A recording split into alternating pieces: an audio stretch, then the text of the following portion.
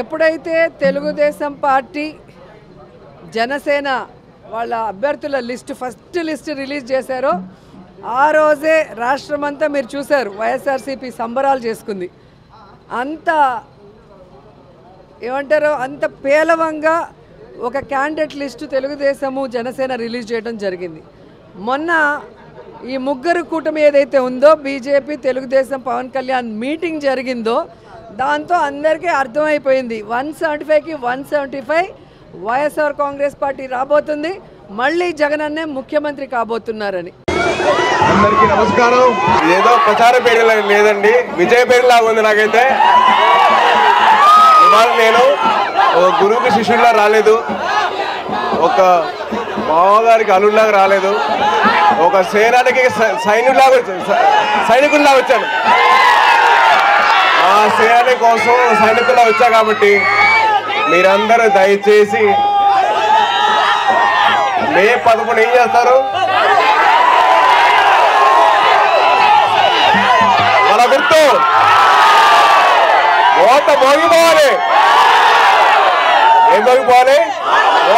ఏదో ప్రచార పేరు లేదండి, విజయ పేరులాగా ఉంది నాకైతే. ఇవాళ నేను ఒక గురువుకి శిష్యుడిలా రాలేదు, ఒక మామగారికి అల్లుడిలాగా రాలేదు, ఒక సేనానికి సైనికుల్లా వచ్చాను. ఆ సేనాని కోసం సైనికుల్లా వచ్చా కాబట్టి మీరందరూ దయచేసి మే 11 ఏం చేస్తారు? మన గుర్తు ఓట మోగిపోవాలి. ఏం మోగిపోవాలి? ఓట మోగిపోవాలి. ఓట మోగిపోవాలి, ఫ్యాన్ ఆగిపోవాలి. ఆ సత్తా ఏదో మీరు చూపించారబ్బా. ఏమీ చేయకుండానే మా మామగారు మీకోసం నిలబడ్డారు. మీరు ఒక్కసారి మీ గడప దాటి వచ్చి మీ ఓటు వేయండి, రాజు క్లాసుకి ఓటు వేయండి. మీకోసం నిలబడతారు.